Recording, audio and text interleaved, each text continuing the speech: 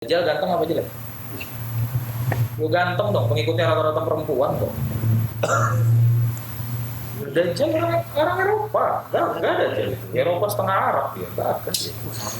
Ganteng, pengikutnya rata-rata perempuan kata Rasul.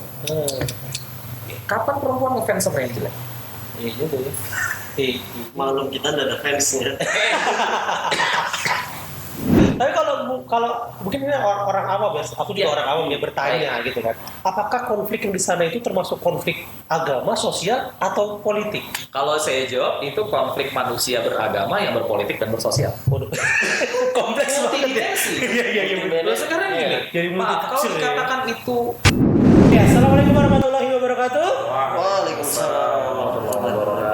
Oke, balik lagi kita dibilang podcast ya. Kali ini kita dapat undangan lagi dari teman-teman Aksi Cepat Tanggap Kota Balikpapan, Kaltim khususnya. Dan kita sekarang kedatangan Bang Uray dan juga Bang Akbar. Siapa mereka berdua ini? Kita adalah manusia. sebenarnya saya Oke, kita kenalan aja langsung dengan Bang Akbar dulu ya. Bang Akbar ini di sini sebagai apa? Ngapain ke sini? Main di sini ya. Sebenarnya saya ngapain di sini? Iya. Ya, bismillahirrahmanirrahim. Perkenalkan nama saya Andi Muhammad Akbar, saudaraku. Jadi biasa kalau nama Andi itu berarti identik dengan suku Bugis ya. Iya. Iya. Jadi memang lahirnya di Bugis asli, cuman besar dan menetap di Balikpapan sudah lama sejak kecil. Oke. Ya alhamdulillah ini di ACT itu sendiri memang sudah bergabung hampir 3 tahun lebih ya. Sampai 3 tahun ya. 3 tahun, kemudian job saya adalah sebagai partnership ya. Partnership bagian kemitraan yang memang ditugaskan khusus ditugaskan khusus oleh kepala cabang langsung untuk bagaimana kita bisa menginformasikan apa saja program-program kita di ACT itu sendiri. Seperti itu. Singkat kan, mantap kan? Singkat, jelas, padat tuh, ya keren banget ya. Jadi Bang Akbar ini nanti yang mewakili dari ACT ya. ACT betul sekali. Kita nggak cuma sama Bang Akbar, tapi ada Bang Uray di sini. Di tengah ini ya, yang kita sediakan tempat lebar nanti ya gitu kan. maksudnya apa ya? Oke Bang Uray, silakan kenalan dulu. Ya alhamdulillah, nama lengkap saya Uray Fatridan Afif Suryadi Laga. Kalau nama Andi itu identik dengan Sulawesi Selatan, maka nama Uray itu khas dari Kalimantan Barat. Kami berdarah Melayu, Sambas Kalimantan Barat. Nenek dari Banjarmasin ya, Banjar Martapura. Kalau ibu dari Jawa, tapi ibunya ibu itu dari Kandangan. Banjar juga. Saya kalau bisa dikatakan ya aktivis dakwah lah, aktivis dakwah Balikpapan. Salah satu dari sekian banyak orang yang peduli kepada umat dan selalu mengajak orang lain kepada kebaikan di jalan Allah Subhanahu wa taala, satu di antara sekian banyak orang-orang saleh di Balikpapan. Amin. Berarti bisa kita panggil Ustadz Uray ya? Jangan. Oh, jangan. Ya enggak. Kenapa? Enggak mau dipanggil. Gimana ya? Jadi memang kalau kita bicara ustadz itu kalau artinya kan guru ya. Iya. Jadi kalau identik sebenarnya ustadz itu orang yang lulus dari pondok pesantren, kemudian buka pondok pesantren, tinggal di sana memakmurkan pondok pesantren bersama dengan para santri. Tapi kalau di Indonesia, ustadz itu maknanya agak bergeser. Ketika seseorang itu sudah pernah khutbah Jumat atau sudah bisa jadi imam di masjid, maka biasanya dipanggil ustadz. Nah, karena saya tidak mau membuat maknanya menjadi bias, saya lebih suka di komunitas teman-teman dipanggil Bang Uray. Oke. Gitu aja sih. Keren. Ini tuh teman-teman sedikit pembahasan tentang itu kayak ustadz. Tapi kalau yang lain yang lulusan pondok pesantren, lulusan Madinah, lulusan Yaman, lulusan Hadromaut, ya silakan, nggak ada masalah. Panggil aja ustadz, nggak apa-apa. Yang lain, kalau saya please don't. Gitu aja. Tapi tetap Bang Uray ini kan di jalan dakwah kan, Iya, dakwah, menyebarkan iya. apa bahasanya, menyebarkan kebaikan, Amin. mengajak orang untuk berbuat baik, gitu kan? yang- Tetap ya, khutbah Jumat, imam masjid tetap. Oh tetap juga ya. Cuma di luar itu, saya lebih suka jemput bola sekarang. Jadi kalau ke masjid kan ibaratnya orang yang sudah setengah soleh atau udah mulai soleh lah ya. Tapi ketika di luar sana ada kawan-kawan yang masih belum mau ke masjid karena ngerasa dosanya terlalu banyak. Kan nggak sedikit, nggak satu dua yang merasa begitu. Benar. Ya itu kalau misalnya kita nggak jemput bola, kita nggak rangkul, siapa yang mau rangkul? Karena kadang-kadang orang yang sudah di masjid itu ngelihat tato aja, itu udah kayak ngelihat virus corona dalam bentuk nyata gitu, pakai mikroskop gitu. Iya. Karena saya pernah nih ngalamin, jadi saya sama teman-teman komunitas, saya punya komunitas namanya Nyepam Community, nyemangatin pemuda akhir zaman. Oh, nyemangatin pemuda akhir zaman. Oke. Jadi saya kalau sama Nyepam di grup itu, kalau saya ada jadwal khutbah atau jadwal kultum tarawih atau sejenisnya, termasuk di sini saya kasih tahu saya ada kegiatan di sini jam sekian. Nah, waktu itu pernah kejadian ikut mereka datang ke salah satu masjid di Balikpapan, saya nggak perlu sebut di mana, ketahuan nama masjidnya, aja. Kalau nggak lain saya sebut. Nah, jadi mereka namanya tampilannya anak yang biasa di warnet, anak yang biasa di rental PS, kami taklim juga di rental PS. Jadi taklim langsung sambil main PS. Wah, keren dong. Mereka nanya, "Bang, apa hukumnya ini?" Saya jawab, mereka main game, saya jawab di belakang. Gini hukumnya bla bla bla. Saya jawab. Dan buat saya, ya mereka sanggupnya baru begitu. Kita nggak bisa hakimi. Nah, mereka datang dengan baju yang dalam tanda kutip jauh dari kata syar'i lah. Biasa kalau kita identik baju koko, baju gamis atau jubah, mereka datang dengan baju celana jeans, kemudian belakangnya ada tulisan-tulisan heavy metal gitu. Diusir. Itu di depan mata saya. Diusir. Masuk masjid. Iya. Itu pakaiannya. Padahal lagi sholat sunnah. Masuk masjid sholat sunnah. Yang ngusir belum sholat sunnah. Bawa bapak ya udah senior lah ya, diusir. Kemudian diteriakin, "Pak DKM, ini ada yang baju begini, suruh keluar." Saya bilang sama Pak DKM, "Pak, itu kawan-kawan saya dari komunitas." "Oh iya Ustaz, iya." "Oh aman Ustaz, nggak apa-apa kalau teman-temannya," katanya begitu. Akhirnya mungkin kaget juga kan, kapok yang ngusir, akhirnya malah ngomong, "Oh iya tapi dia kan udah ikut prokes, nggak pakai masker." Jadi kalau pakai masker nanti DKM yang sediakan masker. Akhirnya bergeser pembahasannya. Itu diusir depan mata saya kaget. Wah, yang bener aja. Saya baru selesai sholat sunnah, saya lihat di belakang teman-teman datang, diusir. Wow, luar biasa. Nah itu makanya saya punya semangat untuk merangkul yang di luar sana. Dan doakan aja semoga bisa mewarnai bukan terwarnai, kan begitu. Amin. Mewarnai tapi bukan kita terwarnai. kayaknya hari ini dapat narasumber yang jago nih. Amin. Ya, tapi kita ngomongin menebar kebaikan nih Bang ya. Kita tahu kan ya, saudara kita ada yang lagi kesusahan di seberang laut sana gitu. Masya Allah, ya. Di negara yang kita tahu negara yang mayoritas Islam juga, gitu kan, tapi ada konflik lah di sana. Teman-teman kita yang ada di Palestina seperti itu. Kalau dari Bang Uray atau Bang Akbar sendiri nih, melihat kejadian yang ada di menimpa saudara kita di sana tuh seperti apa? Ya. Mungkin dari Bang Akbar dulu boleh deh. Ya, pertama ya memang kalau kita melihat apa yang terjadi di Palestina sana, memang ini sebenarnya adalah sebuah konflik yang memang sudah lama terjadi, bahkan sudah 100 tahun yang lalu ya, sejak kejadian itu sendiri, karena berawal dari agak jari guys, di tahun Bang, agak jari guys. Wah, agak nyari ya. Semangat bang. Memang dia bicara konflik sedih gitu. Ya, jadi itu memang sebenarnya, jadi kalau saya melihat sebenarnya ini adalah konflik kemanusiaan yang memang sudah 100 tahun terjadi. Terlepas dari banyak stigma di masyarakat, apakah ini adalah konflik agama atau konflik kemanusiaan yang terjadi, kalau kita di Islam sendiri memang meyakini adalah konflik ini memang adalah konflik yang memang sudah tersirat di dalam Al-Quran. Bahkan itu sendiri Allah sudah menjelaskan di dalam Al-Quran. Mungkin Bang Uray nanti menjelaskan surah yang apa sebenarnya yang ada di dalam Al-Quran itu sendiri, karena memang ini adalah tragedi kemanusiaan ya. Kalau secara pribadi dan secara kelembagaan ya, kita memang harus memperdulikan setiap manusia. Bahkan selain agama Islam itu sendiri, ketika ada konflik-konflik seperti ini, maka kita berbicara tentang kemanusiaan. Maka apa yang terjadi di sana adalah tindakan yang memang menurut saya ini adalah tindakan keji ya, tindakan keji bagaimana seorang anak di bawah umur, kemudian perempuan, kemudian orang-orang tua yang tidak berdosa, seketika dia melaksanakan ibadahnya, ritual ibadah agamanya, kemudian tiba-tiba diserang, kemudian tiba-tiba dibom, kemudian tiba-tiba ditembak, maka ini akan menimbulkan amarah lah bagi warga dunia atau masyarakat dunia.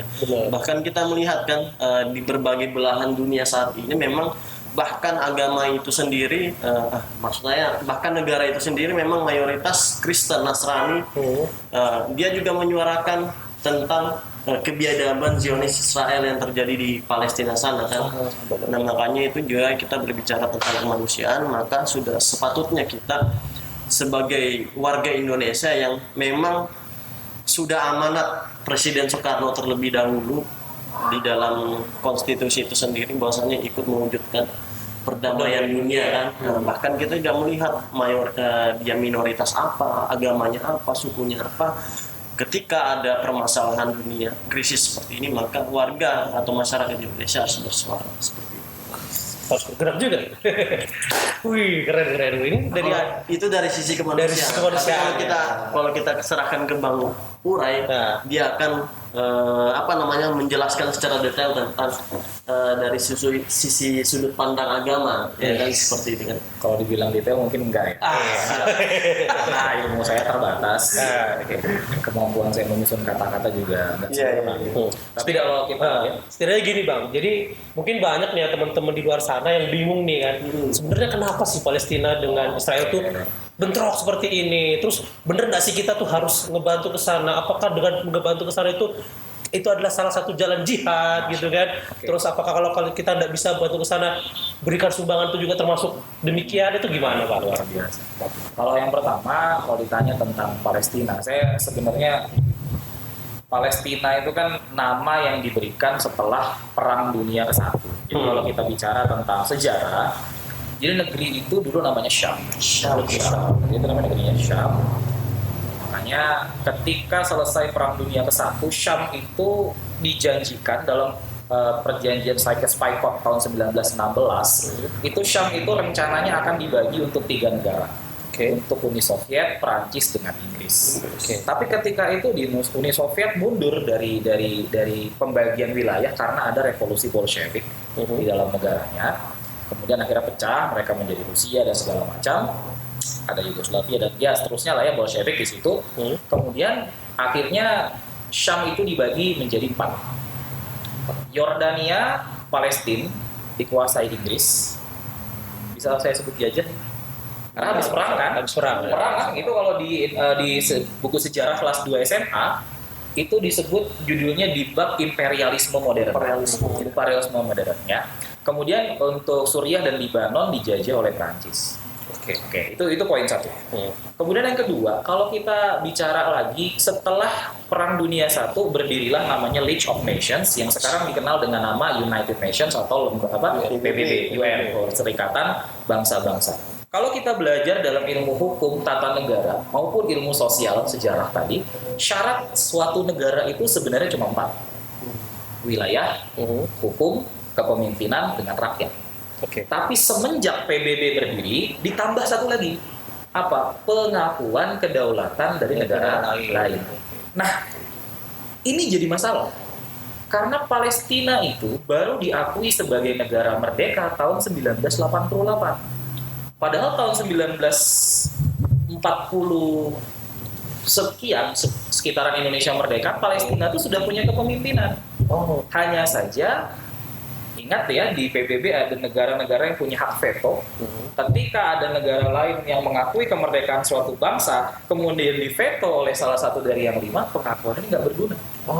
Sebaliknya 133 negara tidak mengakui adanya namanya negara Israel. Ketidakpengakuan ini diveto oleh salah satu dari 5 negara, maka Israel dianggap ada. Ini repot. Jadi ini kita bicara tentang politik, karena politik pasti berpengaruh sekali. Iya benar. Ya. Makanya ada OKI, ada PBB, ada konvensi Asia Afrika, ya. Itu semua kan supaya untuk menempuh jalur diplomasi, karena nggak mungkin semuanya selesai pakai perang, Bang. Oke. Sekarang dilanjutkan. Kalau kita bicara tentang Palestina itu sendiri. Jadi kalau kita bicara tentang Palestina itu sendiri, maka kita merujuk kepada orang-orang yang awal-awal mendiami Palestina. Dikenal di Quran dengan nama Bani Israel.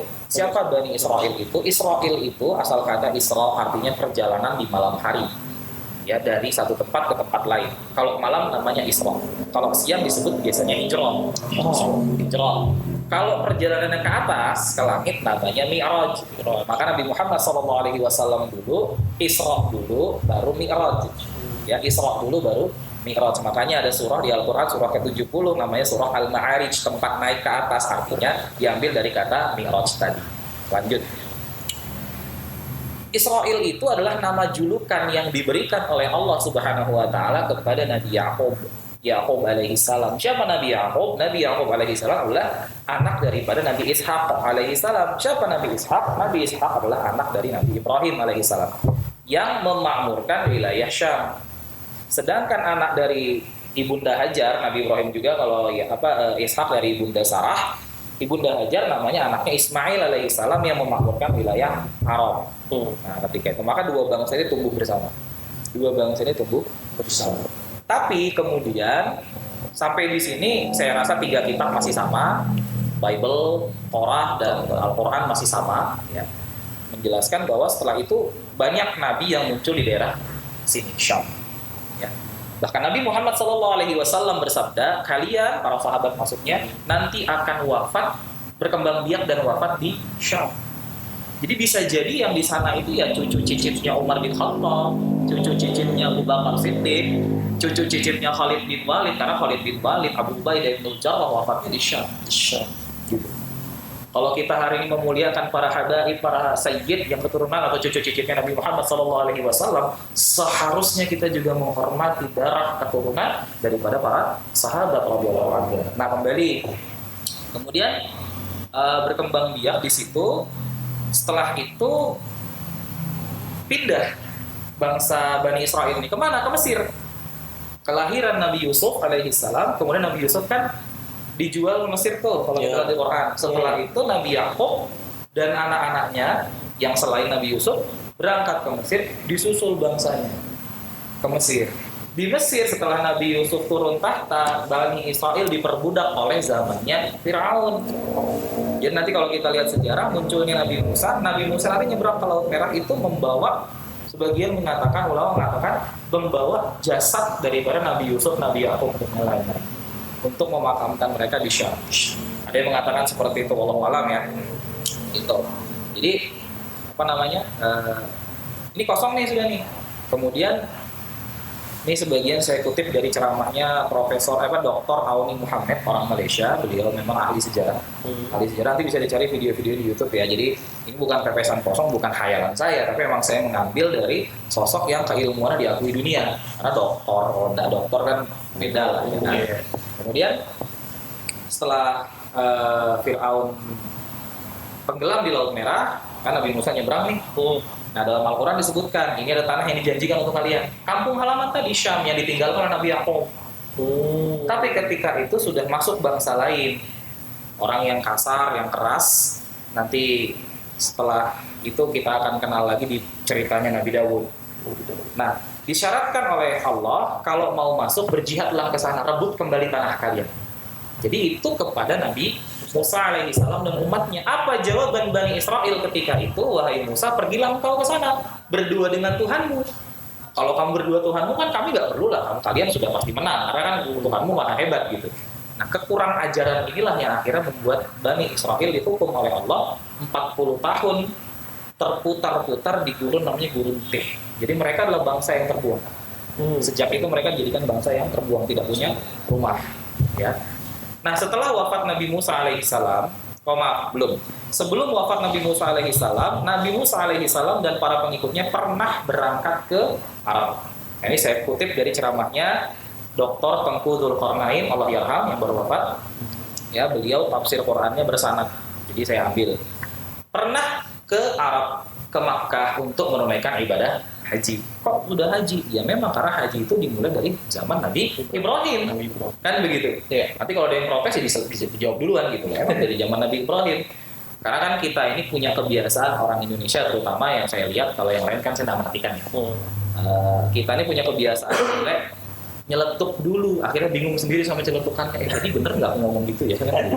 Terus ditanya, kamu kok gini? Enggak, maksud saya bukan itu ya. Akhirnya maksudnya ya dengerin dulu. Nah, baru nanti kalau emang ada yang perlu didiskusikan kita bisa bahas. Nah, pulang darinya. Jadi kalau misalnya dilihat dari peta, Jadi kalau dalam Al-Quran disebut ada namanya aimanihim, ada syam'ihim. Ya, syam'ihim, aimanihim. Syam itu kanan, aiman itu kiri. Kanan merujuk pada timur, kiri merujuk pada barat. Kenapa disebut segitu? Karena Yaman itu di kiri kalau hitungan dari Saudi. Kalau Syam itu di kanan. Nah urutannya ini Makkah, Madinah, Syam. Makkah, Madinah, Syam. Jadi kalau mau pulang dari haji, mau ke Syam pasti lewat Madinah. Dulu disebut dengan nama Yathrib. Nah Yathrib itu berbeda dengan Makkah. Makkah itu gersang tandus. Awal namanya Bakkah dulu sebelum Ibunda Hajar radhiyallahu anha ada di sana.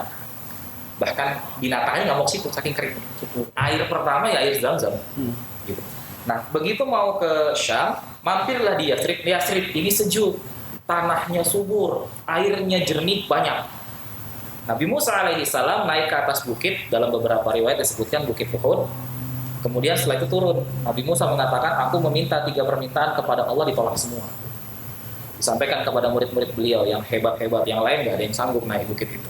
Apa wahai Nabi Allah? 1, aku meminta dijadikan Nabi akhir zaman. Allah tidak kabulkan. Nabi akhir zaman akan ada setelah engkau 2000 tahun, kata Allah. Karena Nabi Musa kalimullah, orang yang bisa bertukar ucapan, ngobrol dengan Allah. 2, aku meminta dipanjangkan umurku agar bisa bertemu dengan Nabi akhir zaman. Allah tidak kabulkan. Dan aku meminta dipanjangkan umurku agar aku bisa menjadi umat akhir zaman, aku juga enggak dikabulkan.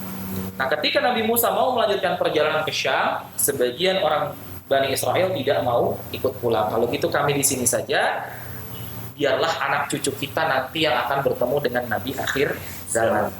Makanya ketika Nabi SAW hijrah ke Madinah, ke Yathrib, sudah ada 4 suku Yahudi di situ. Ada Yahudi Bani Quraidah, Bani Qainuqa, Bani Nadir, dengan Bani Khaybar. Ini sejarahnya. Pulanglah Nabi Musa, wafat Nabi Musa, kepemimpinan dilanjutkan oleh orang yang namanya Yusya bin Nun, yang dalam riwayat disebutkan orang yang pernah menghentikan matahari supaya tidak terbenam. Itu namanya Yusya bin Nun. Di zaman Yusya bin Nun, akhirnya bangsa Bani Israel masuk ke Syam, dipimpin oleh Yusya bin Nun. Dan itu disebutkan oleh Dr. Auni Muhammad, nanti ada muncul di Bible bab kitab Raja-Raja. Di bab kitab Raja-Raja. Jadi para ulama itu sampai meneliti kitab umat lain untuk menemukan sejarah dunia.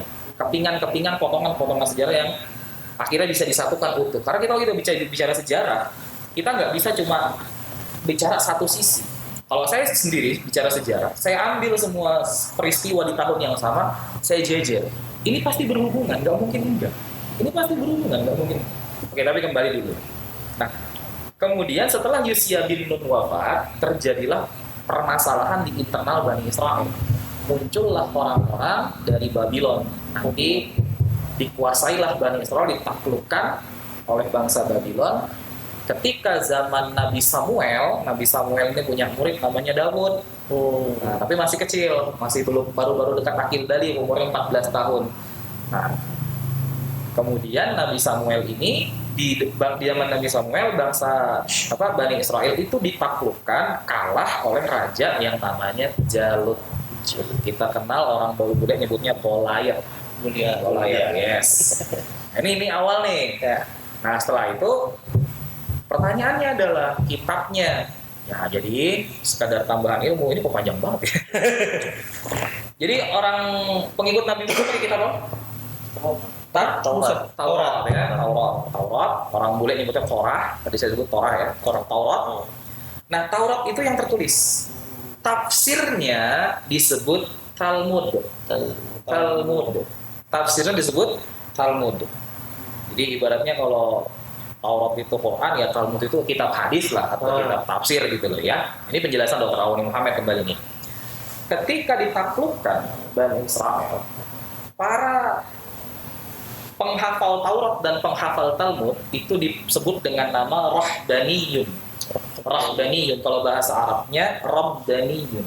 Orang-orang yang menyatakan Raditu billahi Rabba wabil Islami dina. Wabi, siapa nabinya tergantung. Kalau nabinya zaman Nabi Musa ya Wabi Musa Rasulullah, kan begitu.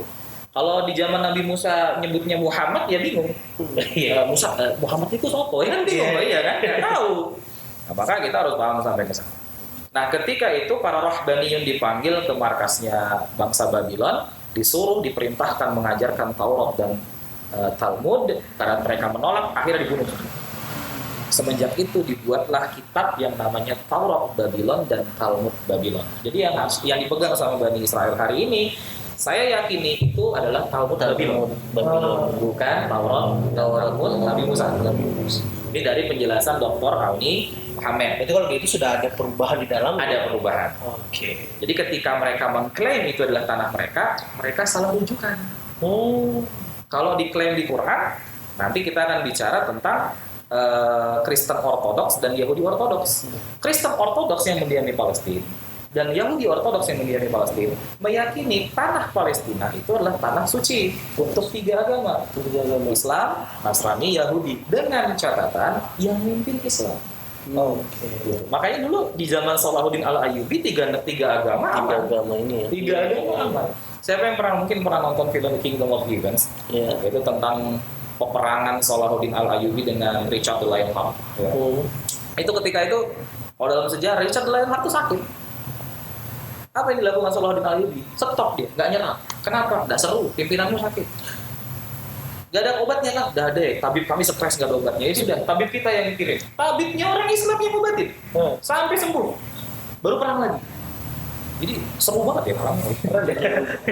Jadi disembuhkan dulu biar ada musuh yang seimbang. Iya, karena kalau nggak gitu namanya bukan perang. Sorry, perang itu ya itu negara lawan negara. Dalam tanda kutip tentara lawan tentara. Kalau sipil lawan sipil namanya tawuran. Oh iya benar. Betul. Iya. Nah sekarang dibalik, kalau posisinya tentara lawan sipil, itu namanya pembantaian. Karena nggak mungkin bisa menang sipil, kan gitu.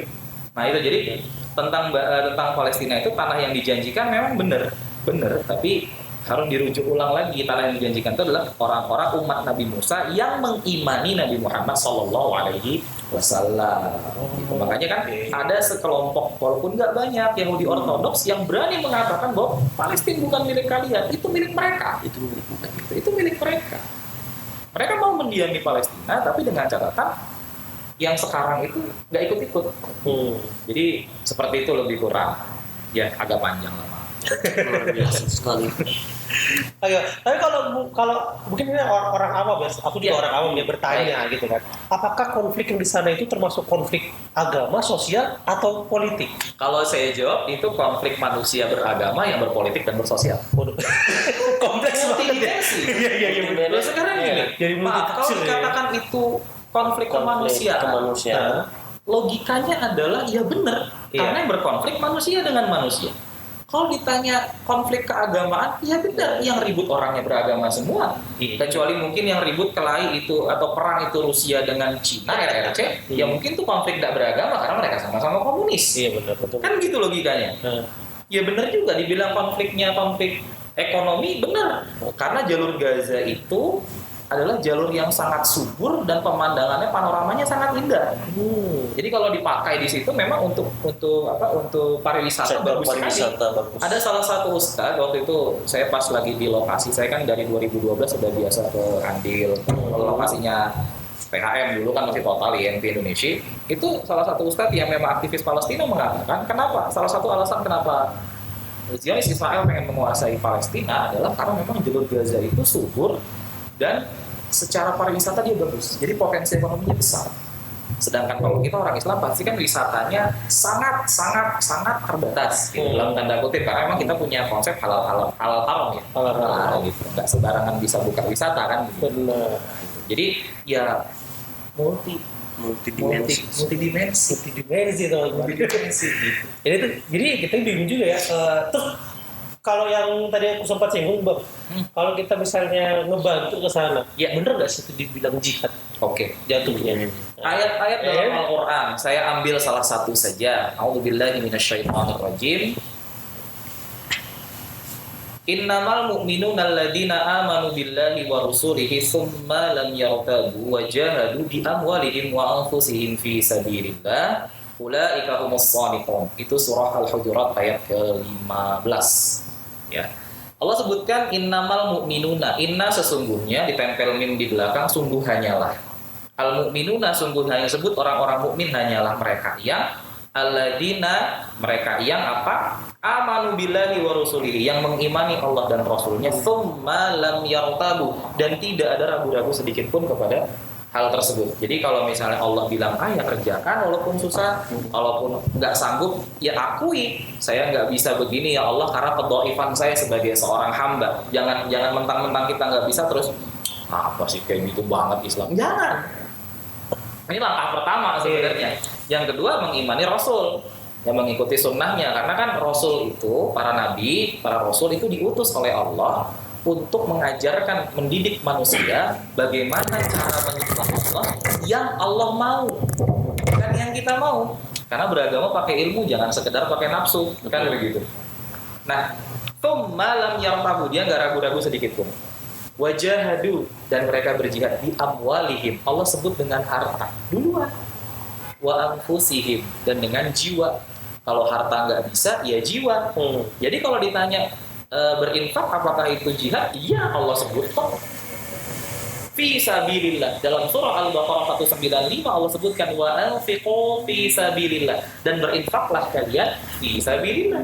Karena infak itu tadi jihad dengan harta. Ya, ulaika humus shadiqun, itulah orang-orang yang benar imannya. Allah yang katakan. Jadi benar apakah berjihad itu berjihad? Iya. Terus yang tidak sanggup dengan harta, dengan jiwa, misalnya teman-teman ACT menggunakan waktunya. Ini jujur, saya kan ada ketemu netizen beberapa yang mengatakan nyampe nggak sih? Loh, ini ada laporannya. Iya, betul. Ini laporannya di Gaza. Iya kan? Artinya nyampe gitu. Cuman mungkin yang komentar kekurangan minat baca. Baca kan? Nggak salah. Ya terkadang netizen seperti itu. Literasinya kurang. Masya Allah, minim literasi. Nah, jadi kalau kembali tadi, apakah itu berjihad? Iya, teman-teman ACT yang pontang-panting, ya itu berjihad juga. Saya ingat dulu beberapa tahun silam Nyepam Community, pertama kali kita nge-link sama ACT itu ketika bencana Palu Sigi Donggala. Itu kita ikut, saya termasuk ngangkatin barang-barang ke truk, kita muat ke truk gitu. Dan kita udah nggak sekali dua kali lah kita kontak sama ACT masalah itu. Dan saya percaya banget sama ACT, bukan artinya musyrik ya, enggak. Tapi saya percaya lah bahwa mereka memang itu bidangnya. Bidang saya menyemangati umat, menyampaikan. Iya kan, saya itu bidang saya. Kalau yang tadi dengan amanah, apakah mereka jihad dengan jiwa? Iya. Terus kalau berangkat ke sana pengen jihad, pengen perang gitu. Pertanyaan saya sederhana, kita di sana nanti bantu apa ngerepoti? Itu dia. Sorry, ini saya bukan nggak setuju ada yang mau berangkat berjihad ya, tapi tolong diukur dirinya dulu. Satu, ngerti bahasa sana enggak? Nanti pasukan komandan bilang maju, kita mundur. Komandan bilang mundur, kembali ke markas, kita maju. Ini syahid apa mati konyol? Jadi serius ini, harus ada ilmunya juga ya? Harus ada ilmunya dong. Itu yang pertama. Yang kedua, takut nggak ngelihat darah? Nanti ngelihat darah pingsan. Gagahnya pegang bayonet, gagahnya pegang yang 16, teriak takbir, Allahu Akbar, ada yang berdarah pingsan. Malah harus digotong sama anak umur 8 tahun misalnya. Dia kan bikin malu gitu. Makanya kita harus ukur. Ketika kita nggak sanggup dengan itu, apa yang kita sanggup? Pertanyaan cuma itu kan. Kalau nggak bisa mengerjakan semua, ya jangan ditinggalkan semua. Kalau nggak sanggup jadi relawan, ya harta. Nanti yang teman-teman relawan ya urus kan gitu. Kalau nggak sanggup harta, minimal doa. Kalau nggak sanggup juga mendoakan, jangan bicara buruk kepada yang berpartisipasi, kan begitu. Simple toh. Simple. Kalau kita seperti itu, saya rasa nggak akan ada konflik horizontal di antara. Gitu aja. Luar biasa kan. Aura kita, ya itu teman-teman. Jadi kalau misalnya kalian pengen, kita sudah dibilang ya bahwa ngebantu pun itu termasuk dalam bentuk jihad kan. Jihad. Walaupun hanya sekedar infak ya, sekedar infak. Banyak syukur-syukur kalau kalian bisa ke sana gitu ya. Tapi sudah terlatih loh ya, kalau kalian belum terlatih ke sana, ngapain di sana? Nanti lari sprint 100 meter pingsan. Dibilang mati konyol kan. Nanti baru dengar suara tembakan bingung gitu kan. Bener sih sebenarnya mungkin ya. Mungkin syahid juga. Cuman rasanya nanti begitu dijejer depan pintu surga agak aneh gitu. Kamu syahid kenapa? Oh, saya ikut perang Badar. Kamu syahid, saya perang Uhud. Kamu syahid di mana? Saya serangan jantung dengan bom di Gaza. Ya kan aneh gitu. Mungkin roh-roh para mujahid ngeliatin ini, orang kenapa gitu loh. Dia kan konyol gitu ya. Mungkin syahid juga, cuman berani mati syahid atau siap mati syahid itu beda dengan setor nyawa. Beda gitu. Jadi jangan cuma modal ayo siap bismillah berangkat. Jangan. Iya, betul. Nah itu tadi, jadi kalau kalian pengen bantu, kayak kita tanya nih sama teman-teman di ACT. Apa bentuk bantuan yang bakal diberikan dari kita untuk ke Palestina itu seperti apa, Mbak? Oke, ya jadi kalau dari ACT itu memang banyak sekali jenis bantuan yang sebenarnya memang kita implementasikan di sana ya. Karena alhamdulillah juga beberapa tahun terakhir ini jadi satu-satunya lembaga kemanusiaan yang berasal dari Indonesia yang sudah punya cabang di sana. Alhamdulillah ACT dengan kontribusinya juga luar biasa yang disokong oleh saudara-saudara muslimah di Indonesia ini. Alhamdulillah jenis-jenis bantuannya juga sudah sampai di sana kan. Jadi kalau memang saudara-saudara di Balikpapan ingin memberikan bantuannya itu juga bisa melalui ACT. Dan kalau pertanyaannya tadi, apa jenis bantuan yang sekiranya memang cocok diberikan oleh saudara-saudara kita di Palestina? Jadi memang kondisi Palestina sampai sekarang kan memang masuk dalam kategori istilahnya ya mereka tidak bisa berbuat apa-apa, baik dari sisi ekonomi juga lumpuh, kemudian sektor-sektor apapun itu juga semuanya sudah lumpuh. Jadi saudara-saudara kita di sana itu memang bergantung atas apa yang kita berikan sekarang kepada mereka. Jadi melalui ACT ini apapun itu sebenarnya bisa kita realisasikan sebenarnya, tergantung akad-akadnya apa saja. Dan kalau di ACT sendiri itu memang melihat bahwasanya memang urgensitas kebutuhan saudara-saudara kita di sana itu, kalau kita melihat konflik berarti otomatis kita harus siap sedia merealisasikan ambulans, kemudian obat-obatan, kemudian sarana untuk mereka dirawat seperti rumah sakit. Nah itu biasanya kita harus segera merealisasikan program-program itu. Dan alhamdulillah juga berkat donasi-donasi saudara-saudara kita di Balikpapan seluruh Indonesia ini, akhirnya Rumah Sakit Indonesia dengan bekerja sama dengan lembaga-lembaga yang ada di dunia ini, alhamdulillah sudah ada bentuk dalam nyatanya. Bahkan kemarin kan ada sempat viral tuh ya, salah satu ambulans dengan logo Pemkotnya Padang, itu mondar-mandir menyelamatkan nyawa saudara-saudara kita. Itu adalah contoh realitas bahwasanya Pemkot Padang juga berhasil menghimpun donasi untuk saudara-saudara kita di Palestina untuk satu unit mobil ambulans. Bahkan juga kalau saya melihat itu kan dari sisi kesehatan ya kita harus bantu, kemudian dari sisi pangan kita juga alhamdulillah ACT juga setiap hari itu bisa memproduksi 1.000 sampai 3.000 nasi biryani untuk saudara-saudara kita di Palestina. Jadi itu adalah donasi-donasinya saudara-saudara kita di Balikpapan. Jadi misalnya dari Nyepam, kemudian aksi yang kemarin, alhamdulillah kemarin kan aksinya terhimpun donasi sekitar 20 juta sekian dari aksi saudara-saudara kita di Solimba. Itu nanti tergantung dari Solimba itu sendiri, akadnya mau program apa nih. Nah nanti kita realisasikan sesuai dengan akad, karena kita juga tidak bisa mengimplementasikan uang umat atau uang donasi masyarakat tanpa persetujuan akadnya seperti apa. Itu karena itu adalah amanah kita, kemudian amanah dari donatur juga untuk kita sampaikan ke sana. Jadi jangan sampai ketika akadnya ini tapi kita implementasikan berbeda, maka itu hukumnya nggak boleh, itu khianat. Makanya sebisa mungkin di ACT itu proseduralnya adalah sesuai akad yang diinginkan saudara-saudara kita. Ketika akadnya itu pengadaan 6 bulan, maka kita siapkan 6 bulan. Ketika itu bantuannya jenis pangan, maka kita siapkan pangan. Makanya setiap mitra atau komunitas-komunitas yang bersinergi dengan kita sebagai wujud kejujuran kita, transparansi juga di ACT, makanya kita buatkan seperti ini, bahwasanya kegiatan akad mereka sesuai dengan apa yang ingin mereka kerjakan di sana dalam bentuk laporan pertanggungjawaban seperti itu. Makanya alhamdulillah sampai sekarang ini juga ACT juga banyak diamanahi untuk untuk mengimplementasikan donasi-donasinya masyarakat, khususnya masyarakat Kota Balikpapan. Dan juga kemarin kan kalau kita melihat berita, alhamdulillah juga Kemensos juga merilis beberapa lembaga di Indonesia yang memang sudah istilahnya apa sih, Bang? sudah istilahnya sudah ada legalitasnya, legalitas transparansi bahwasannya ACT sudah number one lah ya di Indonesia untuk merealisasikan atau mengimplementasikan donasi-donasi masyarakat Indonesia untuk Palestina. Berarti kalau kata anak sosial media sudah centang biru lah ya. Biru. Sudah centang biru. Official sudah. Makanya kita buatkan LPG seperti ini. Jadi biar masyarakat itu percaya. Karena mohon maaf, terkadang kita ketika kita juga berdonasi, kita juga bertanya-tanya kan, apakah dana yang saya donasikan ini sampai atau tidak? Kan banyak, karena banyak orang bertanya-tanya seperti itu ke saya. Bahkan ada yang bertanya langsung pada saya, Mas ini donasi saya meskipun kecil kira-kira sampai enggak? Ya kan? Makanya ketika kita meminta donasi ke masyarakat, harapannya adalah kita harus mengetahui akadnya untuk apa ini. Karena akad itu adalah pertimbangan pertama ketika kita ingin melakukan sesuatu dengan donasi itu.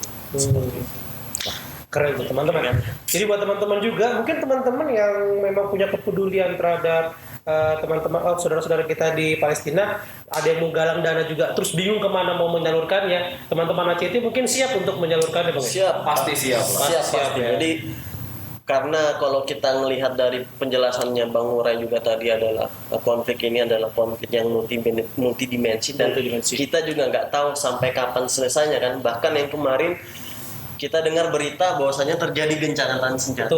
Belum sampai 24 jam terjadi lagi penyerangan. Sholat Jumat.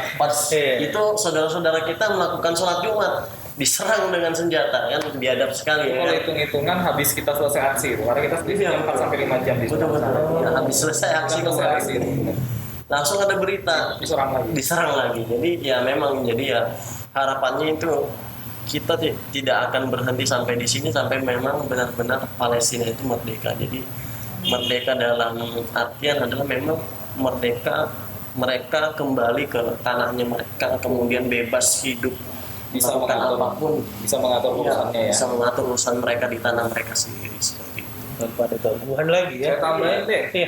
Dan yang begini nih Bang, ya Bang berdua, ini bukan ria. Ini bukan ria. Ya, benar. Iya, ini kan biasanya ada yang nanya nih. Iya. Kalau sedekah dikasih lihat itu ria tuh. Ya. Ria itu asal kata ro'a. Ro'a itu artinya dilihat gitu. Lihat gitu. Jadi ria itu adalah beramal untuk dilihat. Nah, yang jadi masalah apakah kayak gini termasuk ria? Tidak. Ini laporan pertanggungjawaban karena ada amanah yang dititipkan. Betul. Itu bukan ria, gitu. Itu satu. Yang kedua, kalau ditanya sedekah atau infak itu diperlihatkan atau tidak, dalam Al-Quran Allah sebutkan, kamu berinfak terang-terangan itu bagus.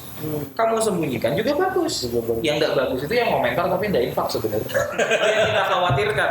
Yang saya khawatirkan tuh kencang komentar, oh ini dia, ini. Itu hanya untuk menutupi fakta bahwa dia nggak berbuat apa-apa gitu. Nauzubillah min dzalik. Jadi ini bukan ria, ini bentuk pertanggungjawaban kepada donatur. Karena kalau nggak ada pertanggungjawaban, hak donatur untuk berpikir jangan-jangan nggak sampai. Ya kan gitu. Itu artinya kawan-kawan dalam tanda kutip kalau terjadi itu nggak aman. Dan ternyata terbukti kawan-kawan ACT sangat-sangat aman sampai saat ini. Ya itu saya harap bisa jadi pahala buat kawan-kawan ACT dan jariah buat kita yang berdonasi dan seterusnya kan begitu. Ya, semoga lancar lah ya. Amin. Dan benar tadi nggak tahu sampai kapan nih Nggak tahu sampai kapan nih Kong. Tapi bener gak sih? Aku juga gak tahu ya. Katanya kalau Palestina merdeka sudah akhir zaman ini. Itu. Atau itu hanya sekedar ya. gimana? Ada hadis memang menyebutkan salah satu tanda-tanda akhir zaman. Jadi hadisnya banyak menyebutkan salah satu tanda akhir zaman A, salah satu tanda akhir zaman B, salah satu tanda akhir zaman C. Itu kalau nggak salah ingat ada 14. Hadis 14 hadis yang sahih yang sudah terbukti.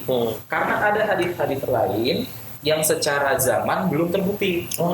Dulu contoh, jadi itu secara kalau belum terbukti masih dhaif. Ketika sudah terbukti ternyata jadi sahih. Contoh, ketika 14 abad silam Nabi SAW mengatakan salah satu ciri dekatnya kiamat adalah Arab subur.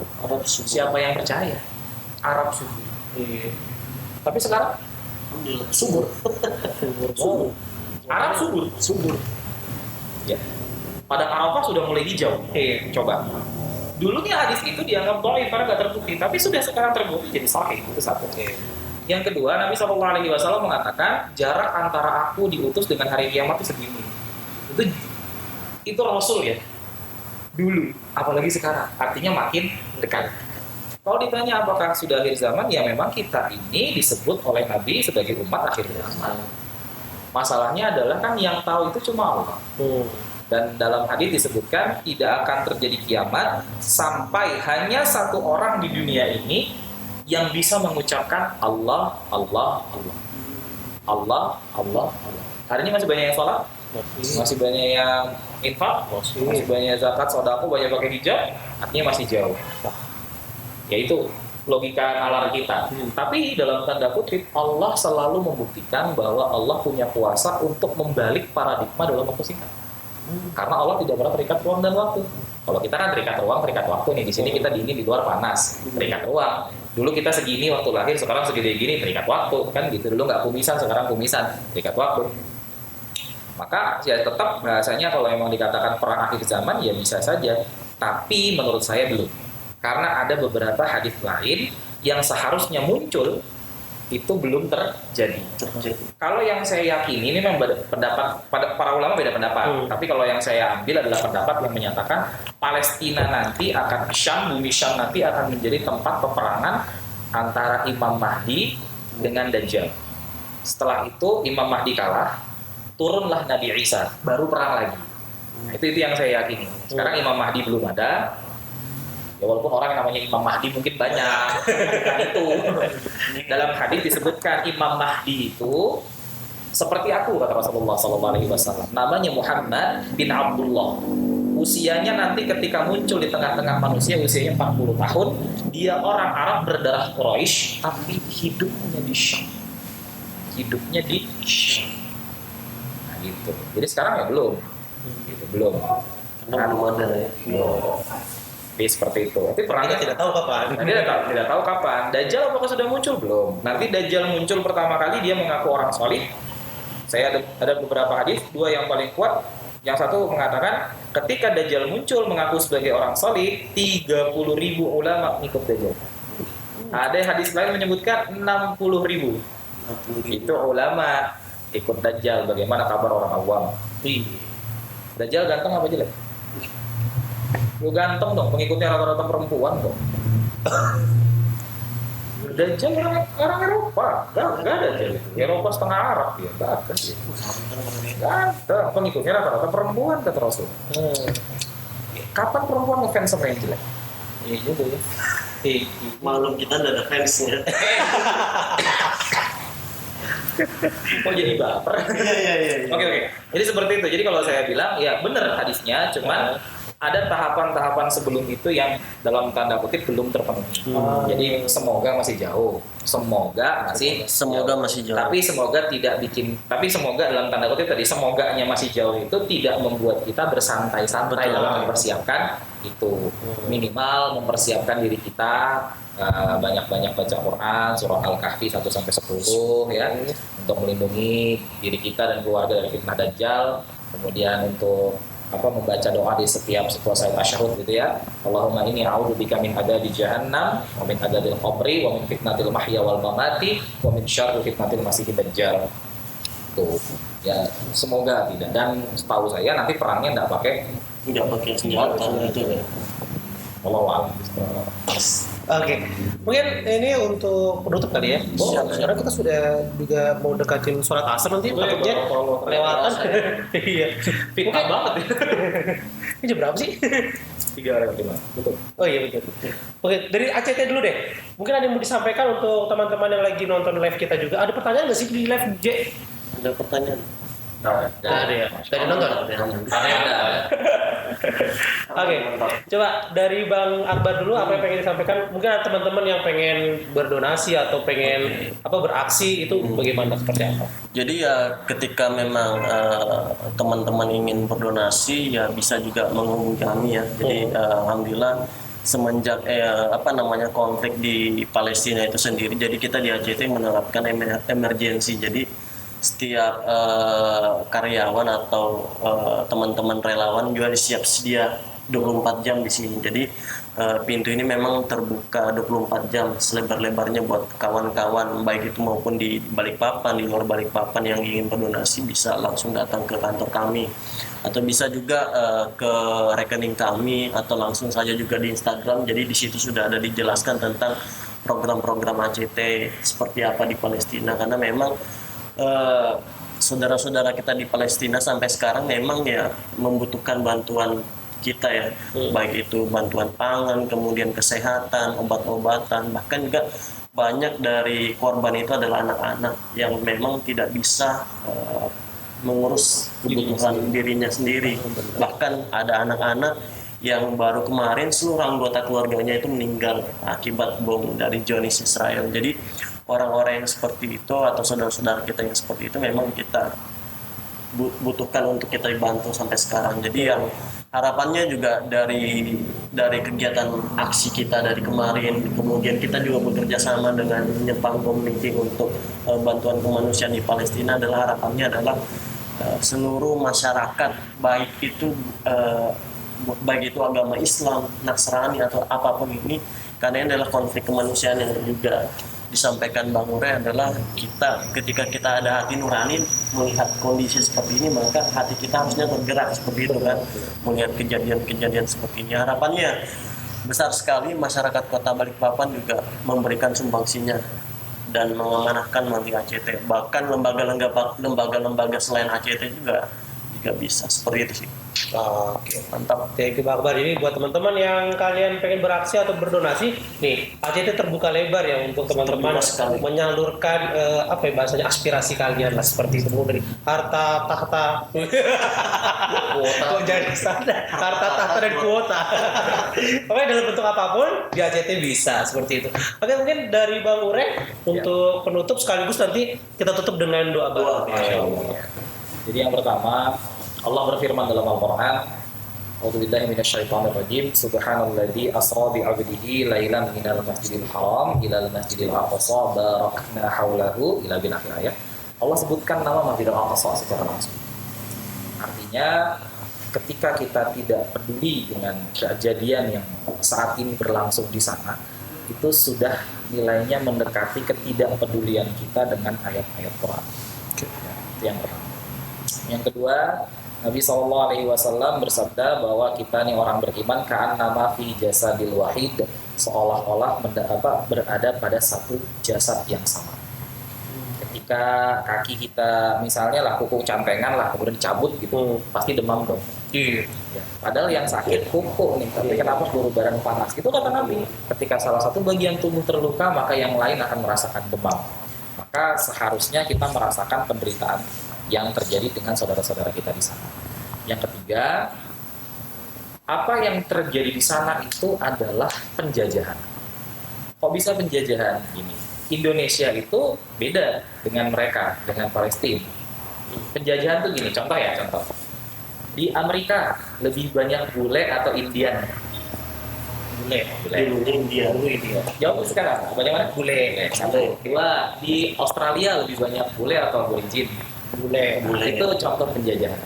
Ketika bangsa aslinya hilang, digantikan bangsa pendatang. Apa yang terjadi di Palestina? Itu penjajahan. Karena wilayah mereka dicaplok oleh orang pendatang. Yang itu sayangnya dalam tanda kutip kok seperti mendapatkan angin segar dari pihak-pihak berkepentingan di dunia. Wallahu a'lam, semoga saya salah. Tapi rasanya enggak sih. Itu yang ketiga. Yang keempat, karena amanah undang-undang pembukaan ayat 1, alinea 1, bahwa penjajahan di atas dunia harus dihapuskan karena tidak sesuai dengan peri kemanusiaan dan peri keadilan, maka kalau kita merasa sebagai seorang warga negara Indonesia, harusnya minimal kita membenci apa yang terjadi di sana. Karena itu undang-undang kita menyatakan begitu.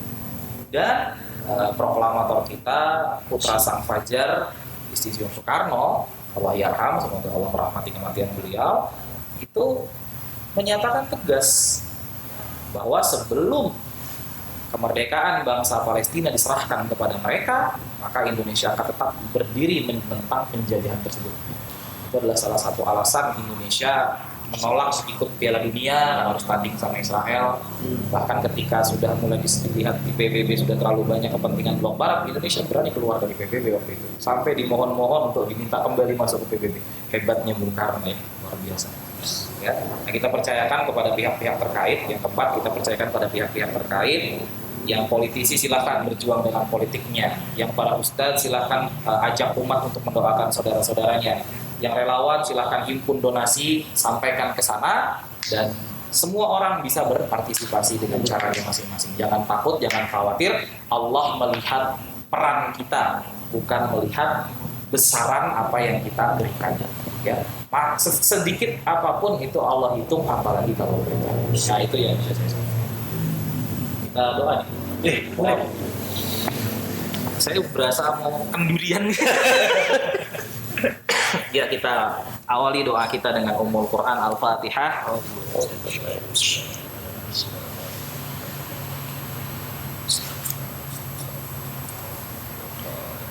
Amin amin alhamdulillahi rabbil alamin. Allahumma salli ala Muhammad wa ala ali Muhammad. Allahumma ighfir lil muslimina wal muslimat wal mu'minina wal mu'minat al ahya'i minhum wal amwat innaka sami'un qaribun mujibud da'wat wa yaqadiyal hajat. Allahumma arinal haqqa haqqa warzuqna ittiba'ah wa arinal batila batila warzuqna ijtinabah. Allahumma a'inni ala dzikrika wa syukrika wa husni ibadatik. Allahumma ighfir lana wa liwalidayna warhamhum kama rabbawna shighara. Rabbana zalamna anfusana wa illam taghfir lana wa tarhamna lanakunanna minal khasirin. Rabbana ya muqallibal qulub tsabbit qulubana ala dinika wa ta'atik. Rabbana hab lana min azwajina wa dzurriyyatina qurrata a'yun waj'alna lil muttaqina imama. Rabbana Allahumma ansurna ikhwaninina fi Filistin wa fi Afghan wa fi Syria wa fi Rohingya wa fi Uighur wa fi kulli makan fi kulli zaman. Amin ya rabbal alamin. Rabbana atina fid dunya hasanah wa fil akhirati hasanah wa qina adzabannar. Wa sallallahu ala Muhammadin wa ala alihi wa sahbihi ajma'in. Subhana rabbika rabbil izzati amma yasifun wa salamun alal mursalin walhamdulillahi rabbil alamin. Ya, terima kasih. Oke, terima kasih Bang Akbar, terima kasih Bang Urai. Sama-sama. Terima kasih teman-teman yang sudah mantengin kita ya pada hari ini. Mungkin tadi penjelasan dari Bang Akbar, penjelasan dari Bang Urai bisa sedikit atau banyak ngebuka batin kita, ngebuka mata kita terkait apa sih yang terjadi di sana gitu ya. Jadi tadi sudah disebutkan sejarah-sejarahnya seperti apa sampai kenapa terjadi konflik, kemudian bagaimana cara kita untuk bisa berkontribusi dengan memberikan bantuan atau memberikan, setidaknya kita memberikan doa lah kepada mereka seperti itu ya. Itu juga menjadi salah satu jihad kita di jalan Allah. Semoga apa yang kita lakukan pada hari ini ke depannya dan semua kebaikan teman-teman diterima oleh Allah Subhanahu wa taala. Oke, mungkin itu aja yang bisa kita obrolin pada hari ini. Semoga kalian semua adalah menjadi orang-orang yang baik. Amin. Amin. Terima kasih Bang Akbar. Terima kasih Bang Urai. Assalamualaikum warahmatullahi wabarakatuh dan bye bye.